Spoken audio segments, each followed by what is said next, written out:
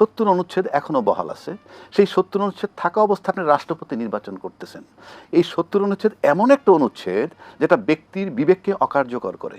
Number 1, আমার বিবেক বলছে যে আমি মজলিসকে ভোটটা দিব, কিন্তু এই 70 অনুচ্ছেদ আমাকে বাধা দিচ্ছে। কেন বাধা দিচ্ছে? আমিও আবার বিবেককে বিসর্জন দিয়ে আমার সদস্যপদ টিকায় রাখতে চাই, থাকতে হবে। তার মানে এখানে বিবেক টিবেক বলতে ইনফ্যাক্ট রাজনীতিতে আজকে পর্যন্ত বাংলাদেশের রাজনীতিতে বিবেক বলতে কিছু নাই, এবং সেটা তারা বহাল রাখছেন যে বিবেকহীন হতে হবে। 2 নম্বর আসেন, নির্বাচন হলেই কোন সব সংকটের সমাধান হবে। যিনি 20 তারিখে রাষ্ট্রপতি হতে যাবেন তিনি বলছিলেন যে নির্বাচন হলে, নির্বাচিত সরকার আসলে সমস্ত সংকট চলে যাবে। আপনি বিদ্যুৎ এবং গ্যাসের সংকটটা দেখেন। আপনি ব্লেম দিচ্ছেন অতীত সরকার।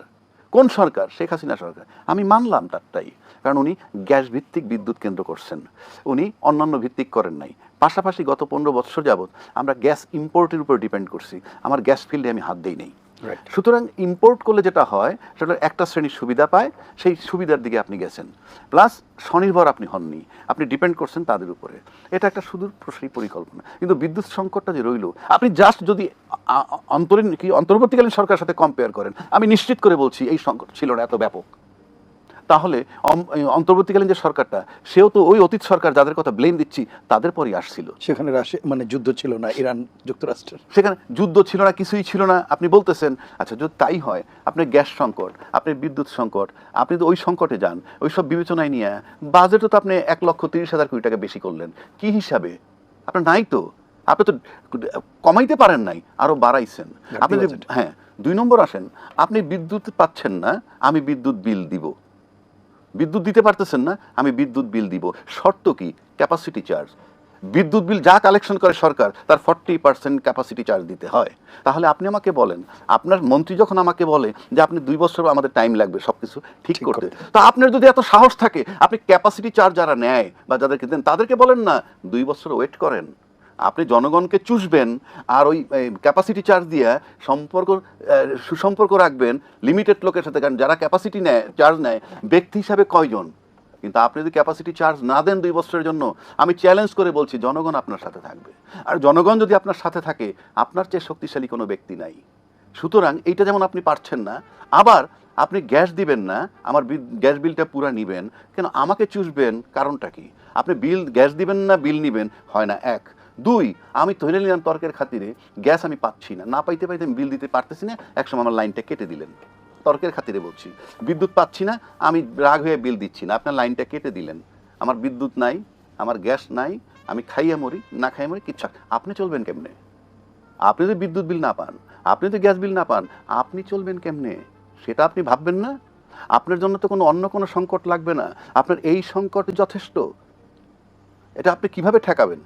2 নম্বর আসেন, নির্বাচন হলে পরে আপনার এই আইন শৃঙ্খলা পরিস্থিতির উন্নয়ন হবে, মব থাকবে না। কোনটা কমছে? উপরন্ত স্বরাষ্ট্রমন্ত্রী বদল করছেন। স্বরাষ্ট্রমন্ত্রী আমি ধরে নিলাম এলজেডিতে গেছেন, মানে তার প্রমোশন হয়েছে, সাধারণত এটা একটা বড় জায়গা।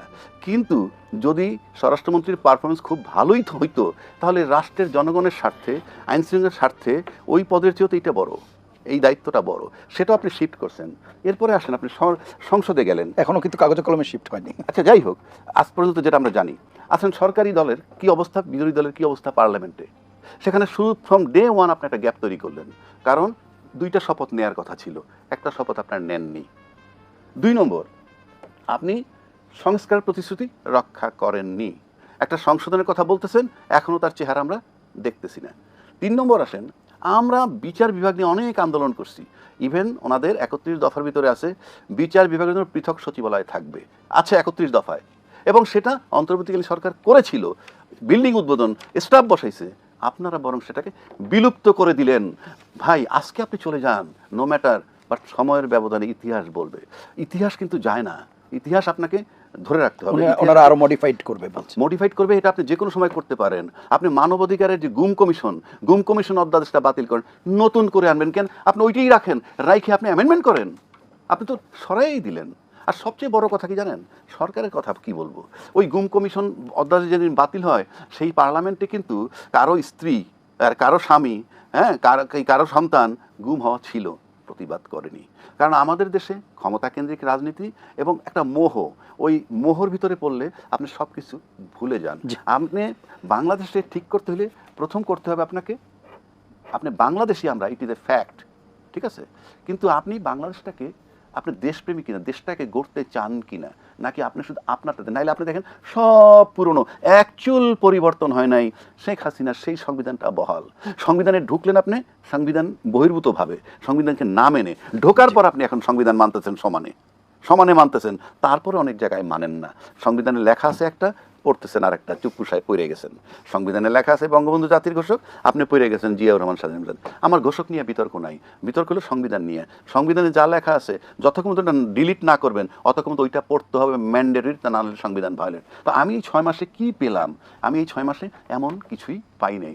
যে কথাটা উনি বললো, ফ্যামিলি কার্ড, কৃষি কার্ড ইত্যাদি ইত্যাদি শুনলাম, কয়জনকে দিচ্ছেন? আমি তো কি 50 কোটি গাছ লাগানোর কথাও শুনছি, 20,000 কিলোমিটার খাল খননের কথা শুনছি। কোথায় শুরু হচ্ছে? সেগুলো তো অফ। আমি সেই জন্য বললাম, হয়তো সরকার মনে করবে যে আমি তার সমালোচনা, no, it's a pure discussion, think about the people. কারণ আমি বলি, আপনি একটা পে স্কেল দিতে যাচ্ছেন, পে স্কেলে 100 থেকে 140% বেতন বৃদ্ধি করবেন, কোত্থেকে টাকা দিবেন? ক্যাপাসিটি চার্জ দিতে পারেন না, জনগণের গ্যাস দিতে পারেন না, বিদ্যুৎ 18 কোটি লোকের কাছে আবার রাজস্ব চুইসে নিয়ে আপনি 18 লক্ষ লোকের বেতন দিবেন, মানেটা কি? 18 কোটি লোকের চুষবেন, 18 লক্ষ লোকের দিবেন, কোথায় আছে জনগণ? ভোটের বেলায় 18 কোটি লোক লাগবে, আর সুবিধা নেওয়ার বেলায় 18 লক্ষ লোকের দিবেন, এইটা কোনো থিওরি হতে পারে না। আইনশৃঙ্খলা পরিস্থিতির বিষয়ে অবশ্য মেজর ইমরানও বলেছেন এবং বেশ কিছু অসঙ্গতির কথাও বলেছেন, কিন্তু একটি বিষয় যেটি উনি একটি ভিন্ন মাত্রা দেখছেন সেটি হচ্ছে এই সরকার ক্ষমতা নেওয়ার পরও বৈদেশিক সম্পর্কের ক্ষেত্রে, বিশেষ করে কূটনীতির ক্ষেত্রে যেই অবস্থাটা তৈরি হয়েছে, যেটি বলছেন পার্শ্ববর্তী দেশের কথা, এবং আপনি অবগত আছেন এরই মধ্যে যে নরেন্দ্র মোদীর যে আমন্ত্রণ জানানো হয়েছিল মাননীয় প্রধানমন্ত্রী তারেক রহমানকে, সেখানে পররাষ্ট্র মন্ত্রণালয় থেকে দুটি কারণ উল্লেখ করা হয়েছে যে এখন অনুকূল পরিবেশ নেই।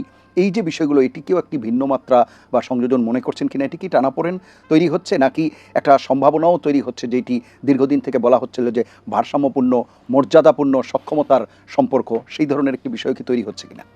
আসলে হাবিবেরকে জবাব দিতে চাইলাম, ওখানে আর গেলাম না, আপনি যে বিষয়টা আনছেন সেটাই বলি।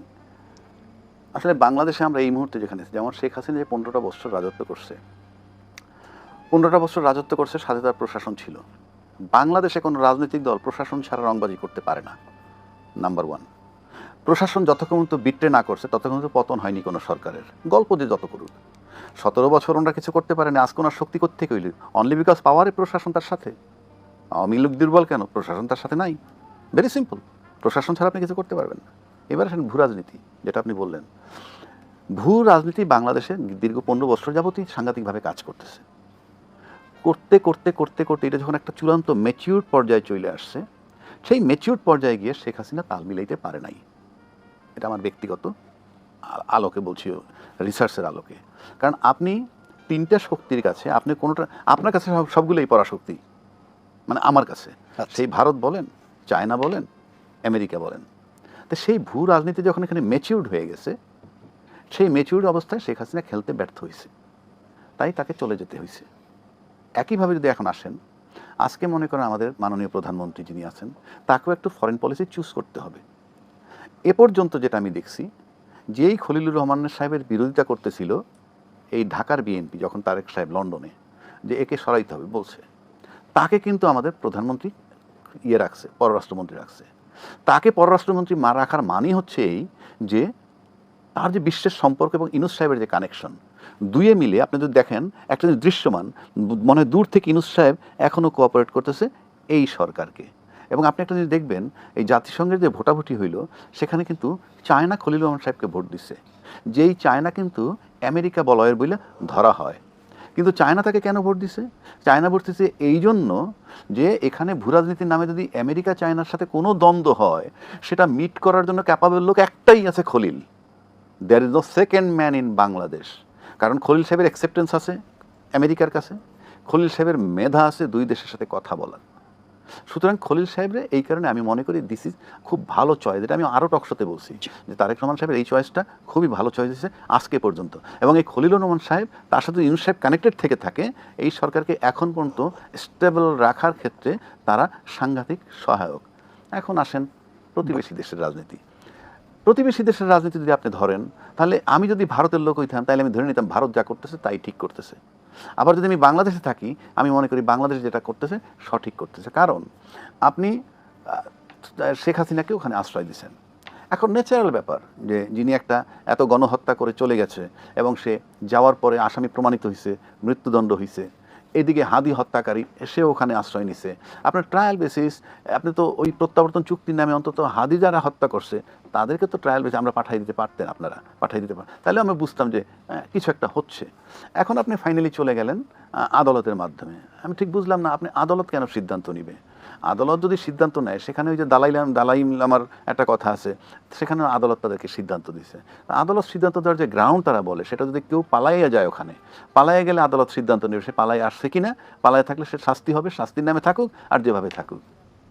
শেখ হাসিনা তো রাজনৈতিক শেল্টারে আছে। আবার যদি তার বিরুদ্ধে আদালতে যেতে হয়, আদালতে নিবে কে? আদালতে কেউ তো একটা পিটিশন দিতে হবে, সেই পিটিশনটা দিবে কে? সেটা ভারত সরকারই তো তাকে আশ্রয় দিছে, তাহলে তার বিরুদ্ধে দরখাস্তটা কে করবে ওই আদালতে? সুতরাং এগুলা কিরকম একটা জটিল পরিস্থিতি ইন্টেনশনে তৈরি করে। এখানে মূল প্রবলেমটা কি, ইগো প্রবলেম না অন্য কিছু? কিন্তু আমি যদি ভারতের দিক যাই, ভারত অনেক বড় আমাদের চেয়ে, যত কথাই বলি। ভারতের একটা থিওরি ছিল, তারা বলছিল প্রতিবেশী প্রথম। তো প্রতিবেশী যদি প্রথম হয়, সেক্ষেত্রেও আমরা তাদের কাছ থেকে তো একটা সফট কর্নার আশা করতে পারি। আর নতুন সরকার আসছে, তুমি যদি বড় ভাইও হও, তো বড় ভাই হিসাবে তো আমাকে কোলে নিতে পারো। তো এখানে আমার বৈরী সম্পর্কটা হবে কেন? এক। দুই, একটা লোক গণহত্যা করে সে এই গোটা দেশ যার বিরুদ্ধে, তাকে যদি সে যদি ওখানে শেল্টার পায়, এটা যত কথাই বলি না কেন আলটিমেটলি এটা একটু নেগেটিভ দেখবেই। এক। দুই হচ্ছে, তখন কিভাবে মনে হয় যে আমার দেশের লোক হত্যা করে দিই, এমনি একটা নর্মাল খুনি যদি, আমার ভাইয়ের খুনি যদি আপনার বাসায় আশ্রয় নেয়, তাইলে তো আপনার সম্পর্কে আমার ভালো ধারণা হবে না, আপনি আমার বাসায় আসবেন না। আসবো না, কিংবা আমি কিভাবে ভালো ধারণা নিব? সুতরাং আমার কাছে মনে হয় এটা ডিপ্লোম্যাটিক ব্যর্থতা বলতে পারি, প্লাস মানে দূরদর্শিতার অভাব। এবং আমি এটাকে খুব আমার কাছে মনে হয় এটা এখনও সম্ভব দুই দেশের, কারণ এত বেশি মারাত্মক সম্পর্ক।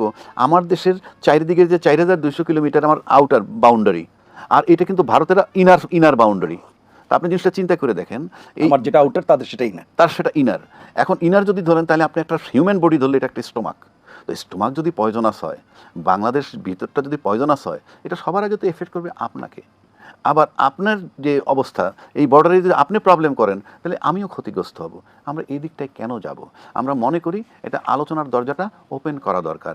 সেক্ষেত্রে রাষ্ট্রীয় লেভেলে আমার কাছে মনে হয় হাসিনা এখন কোনো বড় ইস্যু নয়।